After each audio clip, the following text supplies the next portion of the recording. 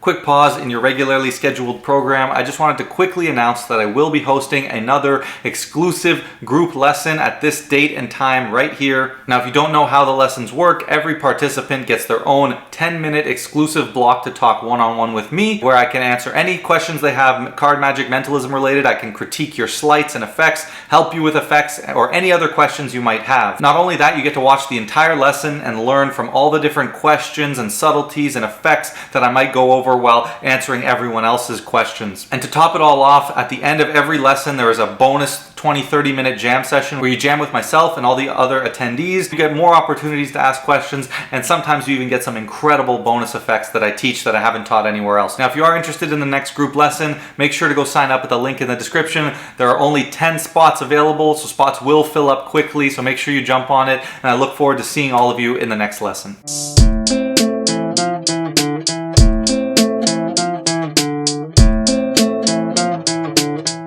What is good, guys? It is Reed, and welcome back to another video. Today we have How to Make Your Magic Better, episode 17 on style. Episode 17, I really can't believe there are 17 episodes of How to Make Your Magic Better.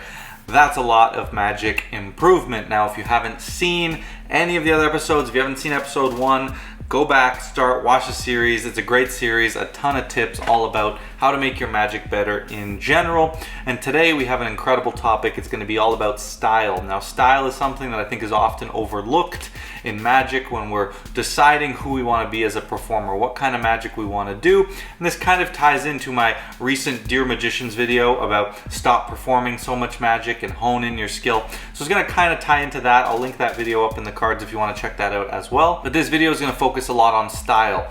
Not only your magic style, but also your style as a performer, from the clothes you wear to the type of magic you do and how you behave. These are things that are important that are going to make you a much better performer and magician. So I just wanted to mention, if you guys want any one-on-one help, you can check out my private lessons at the link below.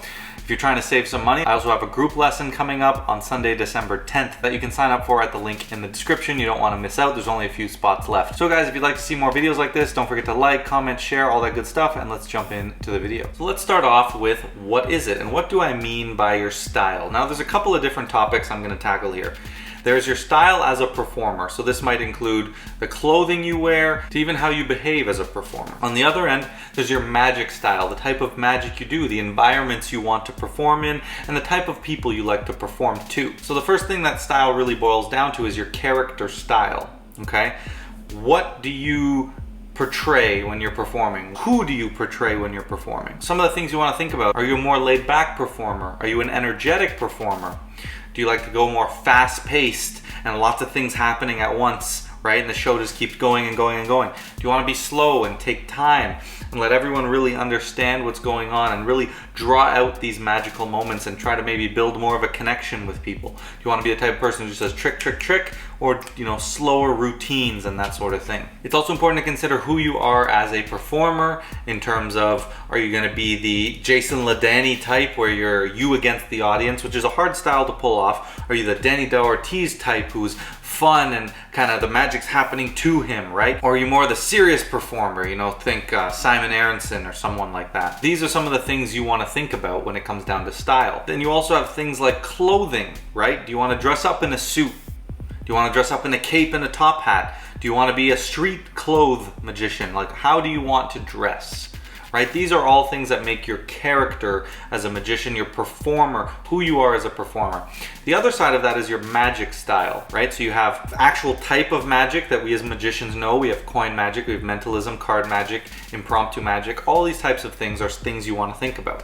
And this is where it ties into my Dear Magicians video, where you don't want to diversify yourself too much, at least to start, because you want to be able to hone in on one of those skills. Another thing you want to ask yourself is, what is the performance environment you're looking for? Okay, are you looking to do close-up, stage, busking, street magic? What is the type of magic you want to do? And that should be something that ties into your performance style and your character, as well as the type of magic you like to do.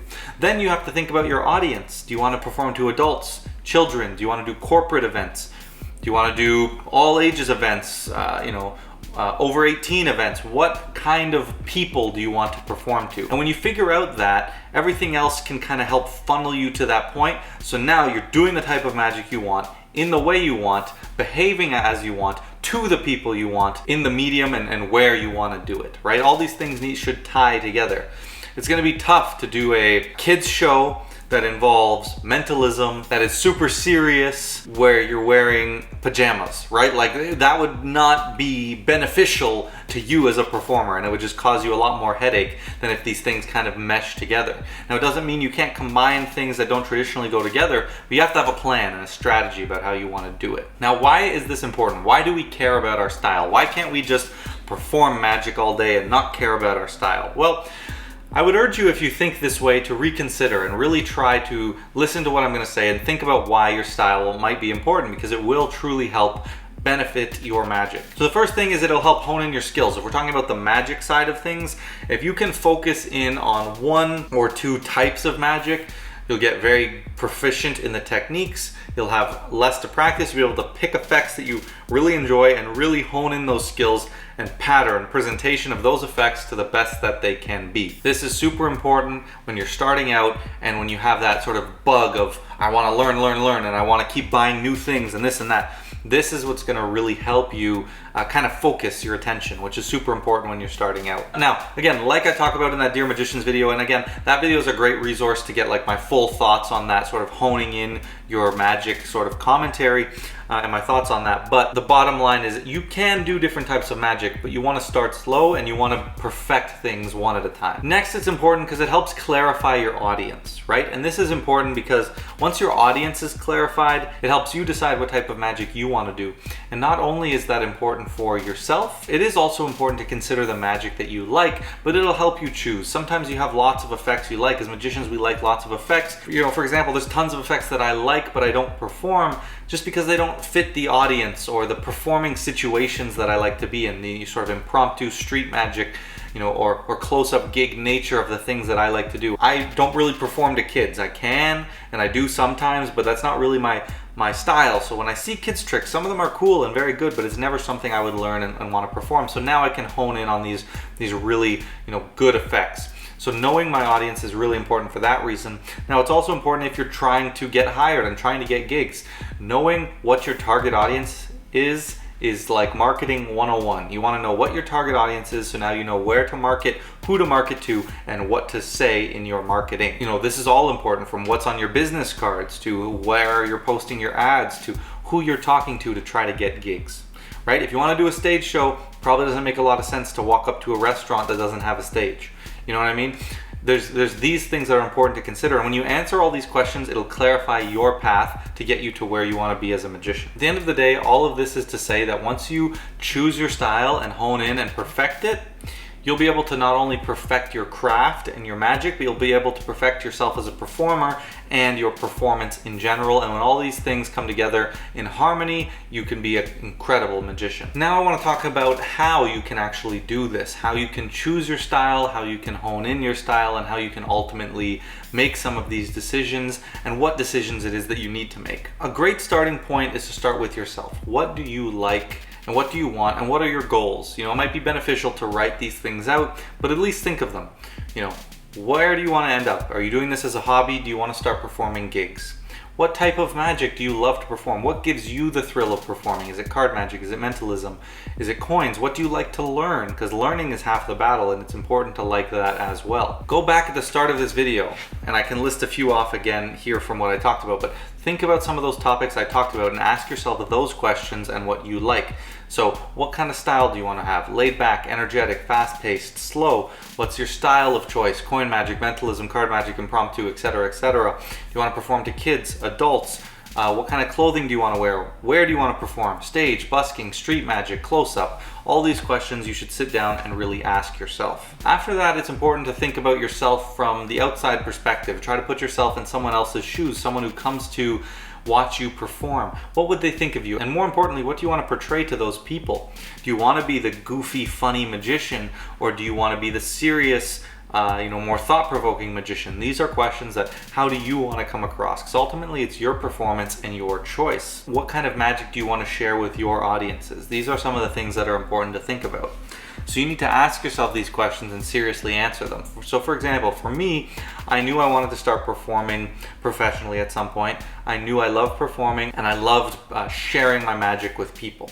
Then I thought about the type of magic. I was always drawn to cards, so I started and I always did card magic. Eventually, when I felt like I got really competent in card magic, I moved on to mentalism and started to become more competent in that. Then once I had my styles of magic, I decided, like, you know, I'm best suited to close-up, right? I love close-up and street magic. That's what I love to do. I love the organic nature of those things.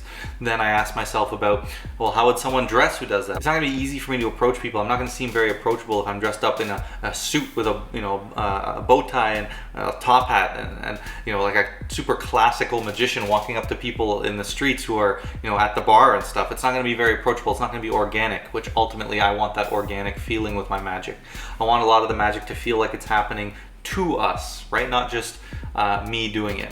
I like my magic to be very impromptu. That's why I don't use pretty much any gimmicks. I almost always use a regular deck of cards, right? These are the considerations, and that's kind of was my process in my journey. So now you have to take that journey for yourself. Another great option is to think about whose style you like in the magic community. So watch other magicians, not just their teachings and stuff, but watch them perform. Watch their shows, watch their clips on YouTube, watch them performing in real audience, you know, scenarios, in real performances of theirs, right? Their shows and that sort of thing. You can get a good sense for, hey, this guy is a great comedy magician. You know, Wes Barker, he's very funny. We'll watch someone like Aussie Wind, who's a lot more serious and very technical and a little slower, more, you know, pull you in kind of performance, right? There are these different people that you can go watch and see all kinds of different styles, from how they dress to where they perform to what they perform to the type of magic they do, right? These are great to kind of see and sort of foreshadow yourself into the future of to where you want to be. Right? If you see someone who has exactly what you want, it's probably a good idea to emulate a lot of the things that they do in your own way. Another good tip is to start small and build up. So start just thinking about, you know, when you're a beginner, you think about what the type of magic is that you like. And that should simply be what you're drawn to and what you enjoy to practice and perform. Continue to explore that, continue to get better. Once you've done that, it kind of logically flows into, well, what audience does this type of magic suit? You know? Is it better for kids or adults? And then within that, you can choose, right? You can choose to go and learn more kid tricks or more adult tricks. But what kind of environment does this kind of magic lend itself to? Is it good for stage? Is it not? And then you can start to watch some performers and get familiar with magic and say, you know, I really like the way he does that. I really like his comedy. I want to start to infuse comedy into my magic, right? These are the questions you can ask yourself. And lastly, I want to say it's important to not overdo it, right? Not try to take all of these different things that I've mentioned at once and try to just write them down and just make a hard decision, right? Take it slow. Check off one at a time as the months go by, as you start to get more comfortable with your performing and your magic. Ultimately, you want to just be a proficient enough level with the tricks that you know to be able to share them to people. And as you continue to share, you'll continue to grow. As you continue to perform, you'll continue to grow. And when I say perform, I don't mean gigging and showing strangers. It can be performing to your family in your room, right? These are the things that ultimately I am talking about. So just take your time with it, and that's the most important thing. Now, I want to end this video by giving a few examples of some magicians and talking about their different style points. So let's start with one of my favorites and one of all of our favorites, David Blaine. Now, David began his career more tailored to street and close-up magic, right? Very much card magic focused. His first special was, I think, all card magic, right? And a lot of simple stuff too, two-card Monty, and some of the easy effects that we all love to do, and you can see how powerful they were in his hands. He obviously is a very dry performer, but he makes things feel super serious and ominous and really draws you in. And that's an incredible performance choice for him, and I love that. He obviously doesn't perform much to kids because that's not his audience. It's not what the type of magic he does. Right now, as he's gotten older, he then began to infuse his stunts with his magic, and now he does, you know, kind of a lot of these, like, you know, borderline magic, borderline real stunts where you don't really, or effects where you don't really know what it is. And now he's, you know, does a lot more stage stuff, but you can see how it's a transition, right? His stage is now filled with a lot more stunts. So I don't think there's any card tricks in his stage show, right? And he's evolved as a performer, right? That's what I talk about. It's important to evolve as a performer. But those are some of the traits of David Blaine. So if that's what you like, those are the kind of things you want to emulate. And that's why I know I do card magic. And eventually he did some more mentalism. And I did mentalism. Like, I'm a street magician, right? That's, you know, where I got it from David Blaine, a huge inspiration of mine. On a totally opposite side of the spectrum, you have someone like Copperfield, who is a lot more serious, right? He's dressed up in the suit. He does these big grand illusions, right? Stage, huge pieces, gonna make the moon vanish soon, right? And these things that get really global attention. He's always thinking about the bigger sort of picture, right? And he's a much more serious magician, and that's his style, and it works great for him, right? But it's a complete contradiction to what sort of David does. And then you have someone who's even completely different, like Jason Maher here on YouTube. You know, you watch him perform. He's very goofy, very funny, infuses a lot of comedy. He's super loud, and he performs to a huge majority of his stuff is performing to kids. He does do adults as well, and he's a busker, right? He busks, which is an extremely difficult but rewarding, you know, situation to perform in, and you can see how his effects are completely tailored to that, right? He has to be able to do them on his little table, you know, from pretty much all surrounded, and it's a completely different style. It's a different form. It's honestly, it's something that I would hate to do as a performer. I love watching him, and it in his hands is incredible, but I would hate to busk. I would hate to do the types of tricks he does, cups and balls, and like, I hate that stuff, right? I would hate to perform to kids like that. Like, it's just not my cup of tea, but that's fine. I can still appreciate the beauty in what he does. So guys, that is it for How to Make Your Magic Better, episode 17. This was a fantastic video. I hope you guys loved it as much as I did making it. As with most of these videos, the more I talk throughout the video, just the better the video becomes. You know, sometimes I sit down, I'm like, I don't even know if this is going to be a good video, but they always turn out great. So let me know what you guys think. You know, leave me a comment. What is your style? What kind of magic do you like to do? How are you as a performer? I'd be curious to hear what all the different people in this community like to do, right? We all have our own journey and our differences in magic. So if you guys did like this video, please drop it a like, share it, you know, comment, all that good stuff. If you would like to check out some private lessons, you can at the link below. Don't forget to sign up for the group lesson on December 10th. And I recently launched channel memberships. If you want to check those out, you can go to the membership tab on the channel. But with all that said, guys, don't forget to like, comment, share, subscribe, and I'll catch you in the next video.